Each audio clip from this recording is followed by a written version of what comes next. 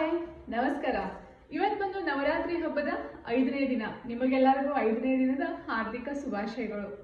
ಇವತ್ತು 5ನೇ ದಿನ ಇರೋದ್ರಿಂದ ಸ್ಕಂದ ಮಾತಾ ದೇವಿನು ನಾವು ಪೂಜೆ ಆರಾಧನಾನ ಮಾಡಬೇಕು.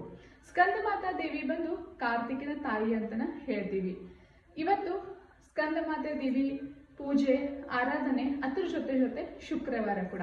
ಸೊ ಹಾಗಾಗಿ ಇವತ್ತು ಒಂದು ತುಂಬಾ ಒಳ್ಳೆ ದಿನ ಅಂತನ ಹೇಳ್ಬೋದು. 9 ದಿನ ಕೂಡ ಒಳ್ಳೆ ದಿನಾನ, ಆದ್ರೂ ಇವತ್ತು ಶುಕ್ರವಾರ. ಇವತ್ತು ಹಸಿರು ಕಲರ್ ಬಟ್ಟೆನ ನಾವು ಧರಿಸ್ಬೇಕು. ಹಸಿರು ಕಲರ್ ಬಟ್ಟೆ ಸಂಕೇತ ಏನಪ್ಪ ಅಂದ್ರೆ ಪ್ರಾಸ್ಪರಿಟಿ. ಇಟ್ ಮೀನ್ಸ್ ಸಮೃದ್ಧಿ, ಆರೋಗ್ಯ. ಇದು ಒಂದು ಸಂಕೇತ. ಇವತ್ತು ಸ್ಕಂದ ಮಾತಾ ದೇವಿಗೆ ನಾವು ನೈವೇದ್ಯನ ಬಾಳೆಹಣ್ಣ ನೈವೇದ್ಯನ ಹಿಡಿಬೇಕು. ಬಾಳೆಹಣ್ಣಲ್ಲಿ ಏನಪ್ಪ ಮಾಡಕ್ ಬರ್ತೈತಿ, ಹಾಗಾಗಿ ಸಿಂಪಲ್ ಆಗಿ ಬಾಳೆಹಣ್ಣು ಕಟ್ ಮಾಡಿ ನಾವು ನೈವೇದ್ಯನ ಹಿಡಿಬೋದು. ಸೊ ನಾಳೆಗಾಗಿ ಮತ್ತೆ ಸಿಗ್ತೀವಿ. ಬಾಯ್.